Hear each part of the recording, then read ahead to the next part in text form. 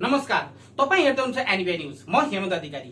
हामीले तपाईंको माझ वास्तवमा विभिन्न क्षेत्रबाट बोलाएर सन्देश दिने कोसिस गरेका हुन्छौं र आज हामीले तपाईलाई सन्देश दिनुको निम्ति बोलाएका छौं आचार्य हेमन्त अधिकारी। उहाँ दिल्लीको गुरुकुलबाट उहाँले आचार्य गर्नुभएको छ र उहाँ जो छ वास्तवमा आज हामीले उहाँसँग बोलाउनुको तात्पर्य हो हाम्रा दर्शकहरूलाई कि यो वेद भन्ने के हो र वेदको विषयलाई लिएर हामीले आज चर्चा गर्दैछौं। हेमन्तजी, हाम्रो एनबी न्यूजमा तपाईलाई स्वागत छ। हालाकि मेरो नाम पनि हेमन्त हो। नमस्कार। नमस्कार हजुर, धन्यवाद। हार्दिक कृतज्ञता प्रकट गर्दै समस्त दर्शक वृन्दमा नमस्कार छ। बिल्कुल हेमन्तजी, अहिले खास तौरमा आचार्य गर्नुभएको, तपाईले आचार्य केमा गर्नुभयो र तपाईले यसको विषय आफ्नो विषय राख्दै वेद भनेको के हो र वेद कति प्रकारका हुन्छन् त्यो पनि विषय राखिदिनु होला। हजुर, धन्यवाद। एकदम सही प्रश्न गर्नुभयो हजुरले कि मैले आचार्य 2012 मा सम्पूर्ण आनन्द विश्वविद्यालयबाट मैले आचार्य गरेँ। अध्ययन मेरो दिल्लीको अहिले गाजियाबाद बोर्डरमा पर्छ मण्डोलीमा मैले अध्ययन गरेको, जसमा मैले गुरुकुलमा रहेर वेदको साथसाथमा वेदाङ्ग आदिको पनि अध्ययन गरेँ। ज्योतिष व्याकरण इत्यादि ग्रन्थको पनि मैले अध्ययन गरेँ। शिक्षा कल्प निरुक्त ज्योतिष व्याकरण आदि ग्रन्थको पूज्य गुरुजी श्री चन्द्रभानु शर्माजीको सान्निध्यमा रहेर एवं अन्य गुरुजीको सान्निध्यमा रहेर अध्ययन गरेँ र सम्पूर्ण आनन्द विश्वविद्यालय जुन बनारसमा छ त्यो विश्वविद्यालयबाट मैले आचार्य 2012 मा मैले व्याकरण विषय वेद विषयबाट उत्तीर्ण गरेँ। अब हजुरको प्रश्न हो वेद के हो त? वेद वास्तवमा वेद भनेको भगवानको निश्वास हो। हाम्रो मूल ग्रन्थ पनि वेदै हो, हैन? भन्नेको तात्पर्य वेद भगवानको निश्वास हो। यसलाई कसरी हामी निश्वास भन्न सक्छौं भनेर भन्दाखेरि शतपथ ब्राह्मण जुन वेदकै एउटा अङ्ग हो, जसलाई वेद भनेको 40 अध्याय जुन हामी शुक्ल यजुर्वेदको कुरा गर्दैछौँ म, त्यसमा 40 अध्यायको 1975 मन्त्र छ र त्यसको एउटा अर्को भाग छ जुन भागलाई ब्राह्मण भाग भनिन्छ। लगभग त्यसमा पनि लगभग 7000 केही मन्त्र छन्। भन्नेको तात्पर्य के हो त भनेर भन्दाखेरि मन्त्र ब्राह्मणयोर वेद नामधेयम्, अर्थात् जुन संहिता हामी जसलाई भन्छौँ जसमा 40 अध्याय छ त्यो मात्रै वेद सीमित नभएर मन्त्र, यसलाई मन्त्र भाग भनिन्छ र यसको साथमा जुन ब्राह्मण ग्रन्थ छ त्यो ग्रन्थलाई मिलाएर दुईटा ग्रन्थलाई मिलाएर वेद भनेर जानिन्छ। त्यही ब्राह्मण ग्रन्थमा जुन लेखिएको छ कि अस्य महतो भूतस्य निश्वसितम ऋग्वेदो यजुर्वेदो सामवेदो अथर्वणः, अर्थात् जो परमात्मा हुनुहुन्छ, जो आदि पुरुष हुनुहुन्छ, उहाँको निश्वास हो भनेर यो ग्रन्थले निरूपण गरेको छ कि वेद भनेको चाहिँ परमात्माको निश्वास हो। अर्थात् उहाँले हामी जस्तो श्वास फेर्छौँ, श्वास लिन्छौँ, श्वास फेर्छौँ, त्यस्तै प्रकारले त्यो परमात्माको श्वास हो वेद। अतः वेद भनेको भगवानको निश्वास हो, भगवानको वाणी हो वेद। अतः वेद भगवानको वाणी हुनको कारणले गर्दाखेरि सबैभन्दा पहिला परमात्माले ब्रह्मालाई सृजना गर्नुभयो। ब्रह्माको सृष्टि गरिसकेपछि ब्रह्माजीलाई यो ब्रह्माण्डम विदधाति पूर्वम यो वै वेदांश्च प्रहिणोति तस्मै, यो श्लोक श्वेता स्वतर उपनिषदको हो। यसमा बताइएको छ जसले पहिला ब्रह्मालाई निर्माण गर्नुहुन्छ र ब्रह्मालाई निर्माण गरिसकेपछि यो वै वेदांश्च प्रहिणोति तस्मै, अर्थात् उहाँलाई निर्माण गरिसकेपछि वेदको ज्ञान उहाँमाथि आदान गर्नुहुन्छ र त्यही ज्ञानको आधारमा ब्रह्माजीले सृष्टि आदिको रचना गर्नुहुन्छ भनेर श्वेता स्वतर उपनिषदमा आएको छ। अर्थात् यो ईश्वरीय ज्ञान हो वेद भनेको। ईश्वरीय ज्ञान परमात्माबाट प्राप्त भएको ज्ञान हो, जुन ग्रन्थलाई कुनै मनुष्यले निर्माण गरेको होइन। जो आज हामीहरूको समक्ष वेद उत्पन्न अर्थात् प्राप्त छन्, वेदको पुस्तक 4 भागमा हामी भेट्छौँ, ऋग्वेद, यजुर्वेद, सामवेद, अथर्ववेद। यो जुन 4वटा जुन भाग छ अलग अलग, यो चाहिँ सर्वप्रथम त एउटै थियो।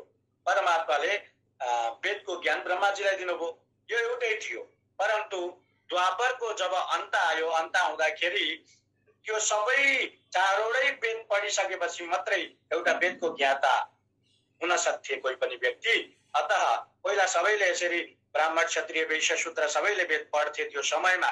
आजको जस्तो स्कुल हुँदैन थियो। त्यतिखेरको समयमा त्यो चारवटै एउटैमा सङ्कलित हुनको कारणले गर्दा वेद व्यासले देख्नुभयो, हेर्नुभयो दिव्य दृष्टिको द्वारा कि आउनेवाला समय कलियुग छ। कलियुगमा कलुषित प्राणीहरूले चारै वेदलाई ग्रहण गर्न सक्दैनन्। उनीहरूको कल्याण त हुनुपर्छ, मनुष्यको कल्याण वेदमै निहित छ। अतः उनीहरूको कल्याण हुनुपर्छ, मनुष्यको कल्याण कसरी होस् त भनेर भन्दाखेरि उहाँले वेदाश्चत्वार उद्धृता, त्यही वेदलाई 4 भागमा विभाजित गर्नुभयो र विभाजित गरेर चारवटा शिष्यलाई चारवटा वेद अलग अलग रूपमा पढाएर 4 ठाउँमा प्रचार प्रसार गर्नको लागि पठाउनुभयो र अरूको पनि कल्याण हुनुपर्छ। केवल वेद त अब ब्राह्मण क्षत्रिय वैश्य शूद्र आदि सबै ब्राह्मण क्षत्रिय वैश्य आदिले वेद त पढे, अन्य जसलाई वेदको अधिकार छैन, हैन, वेदको अधिकार छैनको तात्पर्य के हो त भनेर भन्दाखेरि एउटा नियम, एउटा आचार, एउटा विचारमा रहेर वेद अध्ययन गर्नुपर्दछ, किनभने यो साक्षात् परमात्माको वाणी हो। अतः उहाँले जो वेद पढ्न सक्दैनन्, अनेकौं झन्झटमा फँसेका छन्, यस्ता व्यक्तिहरूको लागि पनि त कल्याण हुनु पर्यो। त्यसले गर्दाखेरि उहाँले कि इतिहास पुराणञ्च पञ्चमो वेद उच्यते, इतिहास एवं पुराण आदिको निर्माण गर्नुभयो, जसलाई पञ्चम वेद भनेर भनिन्छ।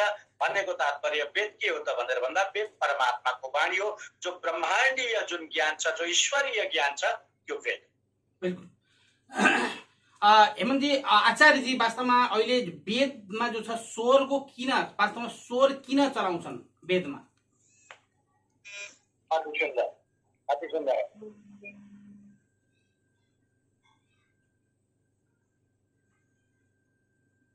अति सुन्दर। क्षमा चाहन्छु, अचानक हजुर हजुर, वेदमा स्वर किन चलाउनु? अति सुन्दर प्रश्न हजुरको। वेदमा स्वर सञ्चालनको एउटा प्रक्रिया छ। हजुर, चारवटा वेदको प्रत्येक वेदको अलग अलग स्वर छन्। हुन चाहिँ स्वर भनेको चाहिँ 3 प्रकारका हुन्छन्। हामी व्याकरण आदिमा अध्ययन गर्छौँ, उदात्त, अनुदात्त, स्वरित। हजुर, व्याकरण पढ्ने विद्यार्थीले जानेको हुन्छ उदात्त के हो, अनुदात्त के हो, स्वरित के हो भनेर। हजुर, उदात्त अर्थात् जुन हामी उच्चारण गर्छौँ नि, उच्चारण गर्दाखेरि जुन माथिको भागबाट उत्पन्न हुन्छ जुन शब्द, त्यसलाई उदात्त भनिन्छ। अनुदात्त भनेको जुन तलको भागमा जुन हामीले जुन अवयव छन् मुखमा, यो जिब्रो आदिले जब तलको भागमा उच्चारित भएर स्पर्श गरेर जब उच्चारित हुन्छ शब्द, ध्वनि बाहिर निक्लिन्छ, त्यसलाई अनुदात्त भनिन्छ। र उदात्त र अनुदात्तको जुन दुईटैको समन्वय अर्थात् दुईटैको सामञ्जस्य रहन्छ, त्यो शब्दलाई हामी, त्यो उच्चारित शब्दलाई हामी स्वरित भन्छौँ है। यी 3 प्रकारका स्वर छन् वेदमा। अनि अर्को एउटा जुन स्वर छ, जुन हामी सङ्गीतमा लिन्छौँ, जुन सारेगम पधनिसा इत्यादि गर्छौँ, जसलाई उच्च निषाद गान्धारो इत्यादि जुन 7वटा जुन स्वर छन्, त्यही स्वर त एव वेदे विद्याया त्रय उच्चादय स्वरा, त्यही सप्त जुन स्वर छन्, गान्धार आदि जुन षड्य मध्यम पञ्चम भन्ने जुन 5वटा जुन 7वटा जुन स्वर छन्, त्यही स्वर पनि हाम्रो वेदमा मिलेका छन्। त्रय उच्चादय स्वरा, जुन उदात्त अनुदात्त स्वरित छन्, त्यही स्वरमा मिलेका छन्। अब यो किन गरिन्छ त भनेर भन्दाखेरि सुन्नुहोस् है, शास्त्रमा बताइएको छ, एकोपि शब्दः सम्यक ज्ञातः सुष्ठु प्रयुक्तः स्वर्गीय लोके च कामदुत् भवति। यसको अर्थ हो, मनुष्यले एउटा पनि वैदिक शब्दलाई, एउटा पनि ईश्वरीय ज्ञानको जुन शब्द छ, त्यसलाई एउटा मात्रै शब्दलाई पनि सम्यक प्रकारले यदि जानेर त्यसको सुष्ठु प्रयुक्त अर्थात् त्यसको विधि विधान सहित त्यो शब्दको यदि उच्चारण गर्यो भनेदेखि स्वर्गीय लोके कामधुक भवति, अर्थात् त्यो स्वर्गलोक आदिमा पनि कामधुक अर्थात् कामधेनुको समान फल प्रदान गर्दछ। भन्नेको तात्पर्य के हो त भनेर भन्दाखेरि जुन शब्दमा जुन शक्ति छ, जुन उच्चारणमा जुन शक्ति छ, त्यो यदि सही ठाउँबाट यदि हामीले उच्चारण गर्यौं, त्यसको सही ढङ्गले यदि उच्चारण गर्यौं भने साक्षात् परमात्मालाई पनि प्रकट गर्ने त्यो वेदमा त्यो शक्ति छ। पूर्वकालमा हामी हेर्छौं, हामी सिरियल आदिमा हेर्छौं, अथवा हामीले रामायण महाभारत आदिमा कथा प्रसङ्ग हामीले पढेका छौं कि वैदिक विद्वानहरूले आएर यज्ञ अनुष्ठान प्रारम्भ गर्नुभयो। प्रारम्भ गरेपछि त्यो यज्ञबाट एउटा दिव्य पुरुषको प्रकट भयो भन्ने यस्ता कथा आदि हामी पढ्छौँ। रामायणमा पनि पढ्छौँ। रामायणमा जब दशरथ महाराजजीको पुत्र नभएपछि उहाँले पुत्रेष्टि यज्ञ गर्नुभयो।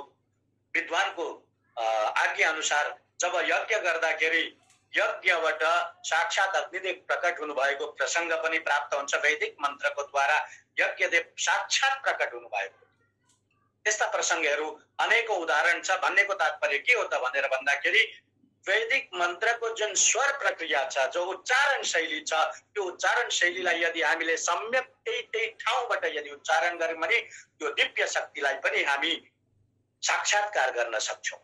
बिल्कुल यही हो स्वर हो। हजुर आचार्यजी, वास्तवमा अब हामी एक क्वेसन अर्कोमा प्रश्नमा गयौँ कि वेदको मन्त्रले कसरी कार्य गर्छ। यो वेद मन्त्र त भनियो हामीले, तर यसको कार्य कसरी हुन्छ त्यो विषयमा बताइदिनुस्। अति सुन्दर, एकदम राम्रो प्रश्न हजुरले।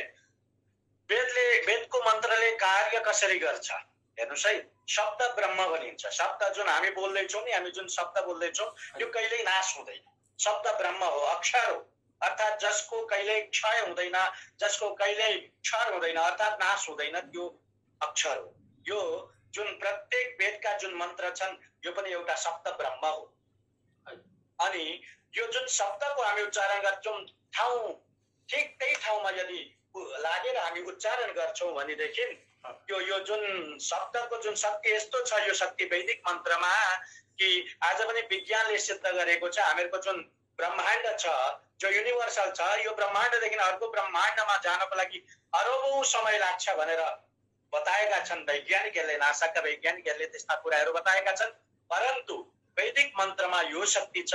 एउटा जब हामी मन्त्र उच्चारण गर्छौँ, त्यो मन्त्रलाई सही ठाउँमा यदि उच्चारण गर्यौं भने त्यो मन्त्र तत्कालमा यो जुन ब्रह्माण्डको जुन परिधि छ, एउटा बाहिरबाट घेरा लागेको छ, त्यो घेरालाई पार गर्नको लागि मन्त्रको लागि एकदम सजिलो हुन्छ। मन्त्र तत्काल त्यसलाई पार गरेर जान्छ। हामीहरूको शब्द यस्तो छ, यो वैदिक मन्त्रको शब्द यस्तो छन्, त्यसमा यस्ता वैज्ञानिकता तत्त्वहरू छुपेका छन् कि यो मन्त्र उच्चारण गरेको मन्त्रको शब्दको प्रत्येक अक्षर यो ब्रह्माण्डलाई पार गरेर अर्को ब्रह्माण्डसम्म पुग्ने क्षमता वैदिक मन्त्रमा छ।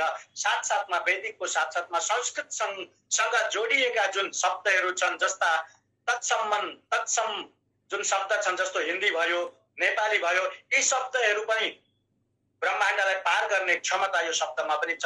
परन्तु वैदिक मन्त्रमा त्यो धेरै नै मजबुत क्षमता छ कि मन्त्रको उच्चारण गर्दाखेरि यो ब्रह्माण्डलाई पार गरेर अर्को ब्रह्माण्डसम्म जाने र जुन देव तत्व छ, जुन दिव्य शक्ति छ, त्यो शक्तिलाई हलाउने, जुन आन्दोलित गर्ने, चेतनाको स्पन्दन गर्ने जुन शक्ति छ, त्यो वेद मन्त्रमा निश्चित रूपमा विद्यमान छ।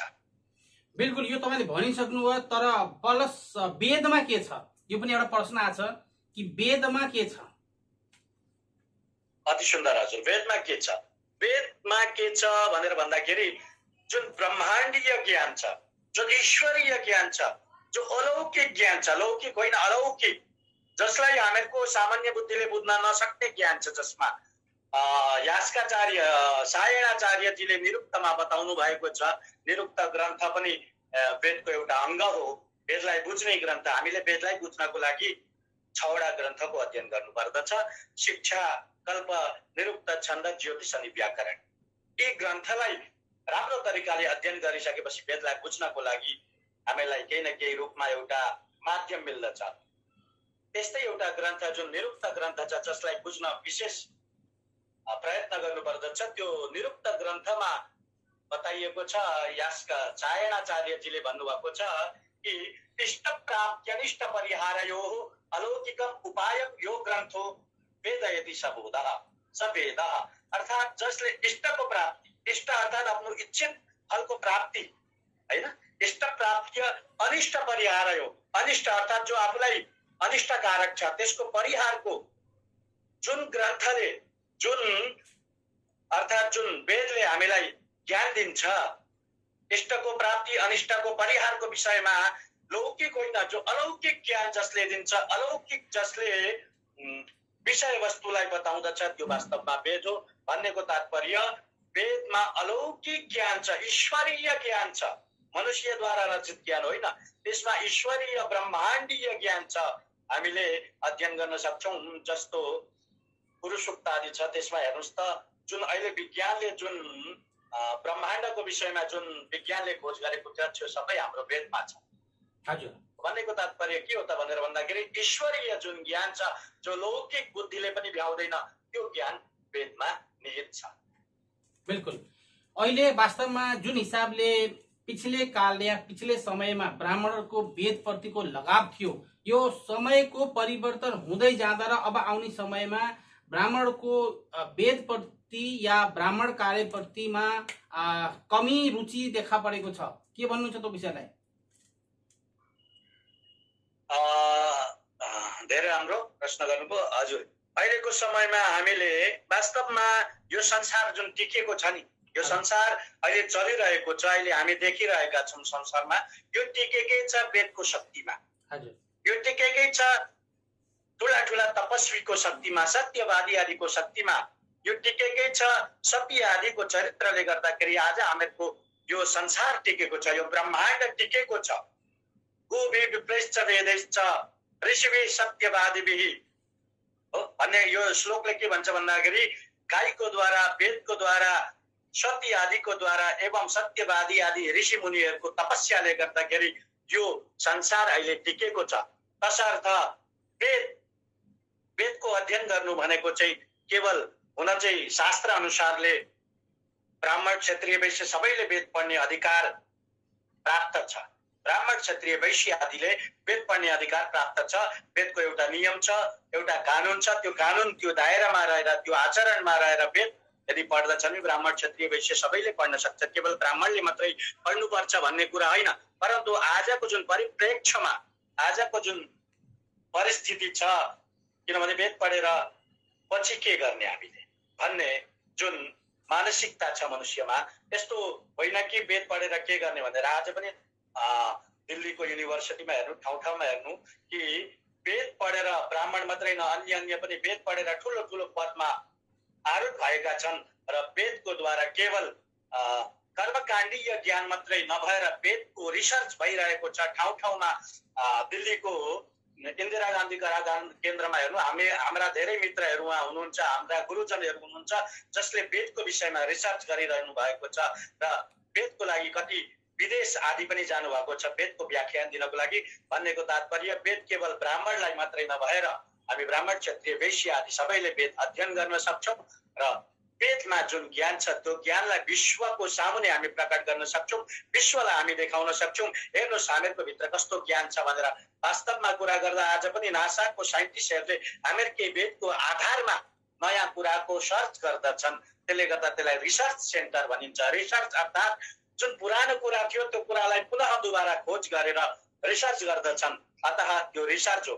भन्नेको तात्पर्य वेद केवल ब्राह्मणले मात्रै सीमित नभएर ब्राह्मण, क्षत्रिय, वैश्य आदिले वेदबाट आचार्य, पीएचडी गरेका आज धेरै उदाहरणहरू प्राप्त हुन्छन् र दिल्लीको ठाउँ ठाउँमा विश्वविद्यालय आदिमा त्यस्ता विद्वानहरू आज पनि विद्यमान हुनुहुन्छ। अतः वेदलाई ब्राह्मणले मात्रै नभएर अन्यले पनि अध्ययन गर्न सक्दछौँ। यसको लागि चाहिँ सरकारले एउटा नियम बनाउनु पर्छ।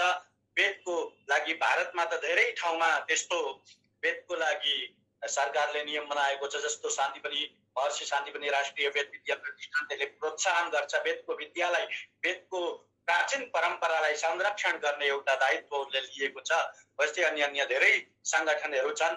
साउथमा पनि धेरै प्रकारका त्यस्ता संगठन छन् जसले वेदको लागि अनेकौं कार्य गरिरहेको छ र अझै पनि सरकारले यसको ठुलो पहल गर्नुपर्दछ र आफ्नो संरक्षण, आफ्नो वेदको संरक्षण गर्नुपर्दछ।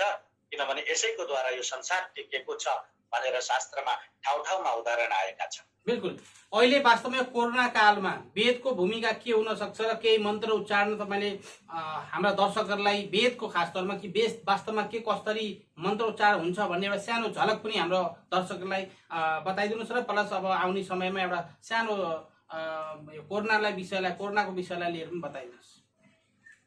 अवश्य, एकदम राम्रो सही प्रश्न गर्नु। वेदको भूमिका के हुन सक्छ यो कोरोना कालमा भन्नुभयो नि, यो वास्तविक कुरा। राम्रो प्रश्न गर्नुभयो हजुरले कि हुन त हामीहरूको पहिलाको समय कस्तो थियो भनेदेखि प्रत्येक घरमा यज्ञ हुन्थे। प्रत्येक घरका व्यक्ति एउटा प्रतिदिन अग्निमा हवन गर्थे। ब्रह्मचारीले पनि गुरुकुलमा जाँदाखेरि अग्निमा हवन गर्नु पर्दछ प्रतिदिन। उसको नियम हुन्छ। जब उसको व्रतबन्ध हुन्छ नि, व्रतबन्ध गरिसकेपछि यज्ञोपवीत धारण गरेपछि, जनेऊ धारण गरेपछि उसलाई गुरुले एउटा मन्त्र दिनुहुन्छ। त्यो मन्त्रको उच्चारण गरेर उसले त्यहाँदेखि उसको जीवन अलिकति परिवर्तन हुन्छ। जसरी पहिला घरमा ऊ बसेको हुन्थ्यो त्यो हिसाबले हुँदैन। जनेऊ गर्ने परम्परा नै त्यही हो। जनेऊ अर्थात् जसले जनेऊ गर्दछ उसको द्विज नाम हुन्छ। द्विज भन्नेको तात्पर्य जसको दुबारा जन्म भयो, अर्थात् घरमा रहँदाखेरि उसले अनेकौं कर्म गर्न गरेको हुन सक्छ, अनेक प्रकारको। परन्तु जब वैदिक कर्म गर्नको लागि उसलाई जब यज्ञोपवीत धारण गर्छ, उसले अधिकार प्राप्त गर्दछ, त्यहाँदेखि उसको वैदिक कर्म हुन्छ। वैदिक कर्ममा के हुन्छ भन्दाखेरि प्रतिदिन नित्य अग्निहोत्र आदि गर्नु पर्दछ, नित्य ब्रह्मचारी हवन आदि गर्नु पर्दछ। आज कस्तो स्थिति आयो भनेर भन्दाखेरि पहिलाको जस्तो स्थिति छैन।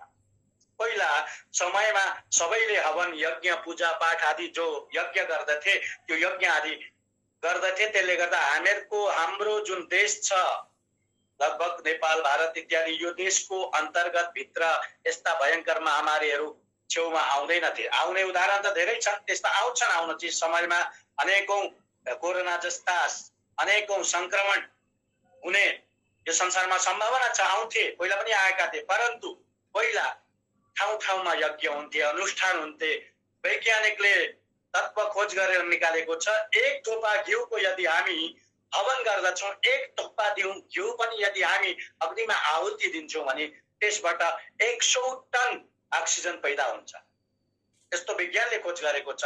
भनेको तात्पर्य पहिला यज्ञ हवन धेरै हुन्थे। त्यसले गर्दाखेरि यस्ता कोरोना जस्ता महामारीहरू छेउमा आउँदैनथे। परन्तु आज त्यस्ता कुराहरू धेरै लुप्त भएर गएका छन्। विशेष गरेर कोरोना जस्तो महामारी ठुला ठुला शहरमा जहाँ धेरै भिडका इलाकाहरू छन् त्यहाँ धेरै कोरोनाको प्रकोप भएको छ। तपाईँ हेर्नुहोस्, गाउँको भित्रभित्र त्यस्तो प्रकारको अहिले हल्ला छैन, मान्छे आरामले बसेका छन्, शान्त रूपमा बसेका छन्। विशेष गरेर जहाँ भिडभाड छ त्यस्तो ठाउँमा जब भन्यौँ न अनेकौं प्रकारको पोल्युसन हुन्छ, अनेक प्रकारको त्यहाँनिर भन्यौँ विषाणु धुवा आदि उत्पन्न हुन्छन्, अथवा त्यस्ता अनेक कारखानाहरूमा भएर हुनको कारणले गर्दा त्यहाँ भएका व्यक्तिको यो इम्युनिटी सिस्टम कमजोर भएको हुन्छ, अनेकौं धुवा आदिको सेवन हुन्छ, त्यहाँको वातावरणै बिग्रेको हुन्छ। त्यसले गर्दाखेरि त्यस्तो ठाउँमा यो कोरोना जस्तो महामारीको प्रकोप धेरै विशेष रूपमा भएको छ। र यसबाट यो वेदको के भूमिका छ भनेर भन्दाखेरि शास्त्रमा अनेकौं ठाउँमा, अनेकौं पुराण आदिमा अनेकौं ठाउँमा बताइएको छ कि महामारी आदि आउँदाखेरि देवीको आराधना गर्नु पर्दछ, वैदिक मन्त्रले आहुति दिनु पर्दछ। त्यसको धेरै पोजिटिभ त्यसको भन्यौँ न असर देखा पर्दछ भनेर शास्त्रमा बताइएको छ। त्यसले गर्दा यदि वैदिक पद्धतिको द्वारा अनुष्ठान यज्ञ अनुष्ठान गर्यौँ भने केही न केही रूपमा अहिले जुन यो त धेरै नै बढेको छ कोरोना, तर पनि केही न केही रूपमा मलाई लाग्छ जुन शास्त्रमा लेखेका कुराहरू छन् ती कुनै पनि झुटा त होइनन् वास्तवमा। परन्तु त्यस्तो अनुष्ठान गर्यो भने मलाई लाग्छ सायद यस्ता महामारी पुनः अर्थात् महामारी पुनः समाप्त हुनेछन् भन्ने मलाई विश्वास लागेको छ। बिल्कुल। अहिले हाम्रा दर्शकहरू खास गरेर विश्वमा रहेका दर्शकलाई लगायत विश्वमा छरिएका हाम्रा खासमा वैदिक सनातनीहरूलाई सन्देश दिँदै सानो सन्देश दिनुहोस्। हजुर, अवश्य। अहिले यो कोरोना महामारीले गर्दाखेरि सबैजनाको जीवन अस्तव्यस्त भएको छ। सबै व्यक्ति त्राहिमाम भन्ने स्थितिमा पुगेका छन् र सर्वत्र भयावह स्थिति छ। यस्तो समयमा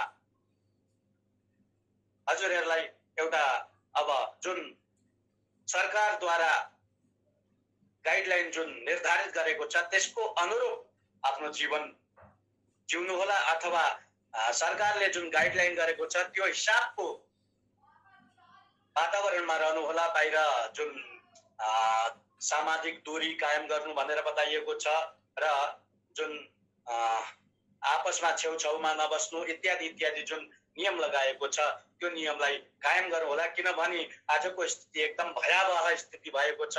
सबै जग्गा त्राहिमाम भन्ने स्थिति आएको छ। त्यसले गर्दा यो सबै नियम आदिलाई पालन गर्यौं होला। र साथमा म तपाईलाई बताउन चाहन्छु, प्रतिदिन हुन सक्छ भनेदेखि घिउको आहुति केही नगरी पनि, कुनै मन्त्र पनि उच्चारण नगरी पनि यदि 2-3 वटा दाउरा, अलिकति दाउराको थुप्रा जलाएर गाईको जुन गोबरको घण्डा हुन्छ त्यो जलाएर त्यसमा घिउको आहुति दिनुहोला र कपुर जुन खाने कपुर हुन्छ त्यो कपुर पनि त्यहाँ लगाउनु होला। ल्वाङको पनि ल्वाङ आदिको यदि तपाईले त्यसको सेवन गर्नुभयो भने निश्चित रूपमा कोरोना जस्तो महामारीमा केही न केही रूपमा फाइदा गर्दछ। र साथमा अन्य जुन हामीहरूको घरभित्रै भएका जडीबुटीहरू छन्, अदुवा भए है, हामीहरूकै घरभित्र भएका जडीबुटी, निमको पत्ता भयो, तुलसीको पत्र भयो, सत्य जीवन आदिको पत्र भयो, यसको सेवन गर्यौं भने निश्चित रूपमा कोरोना जस्ता महामारी। यहाँ हुनुहुन्छ हेमन्त आचार्यजी, जो कि यहाँ दिल्लीमा गुरुकुलमा उहाँले चाहिँ आचार्य गर्नुभयो र तपाईँले सन्देश दिनुभयो र फेरि बोलाउने बाचा सहित हामीले अहिले उहाँसँग बिदा लिन्छौँ। हस्त नमस्कार। हजुर, धेरै धेरै धन्यवाद, धेरै धेरै आभार प्रकट गर्दै तपाईले मलाई यो मौका दिनुभएकोमा धेरै धेरै कृतज्ञता प्रकट गर्दै जय जय श्री राधेश्याम।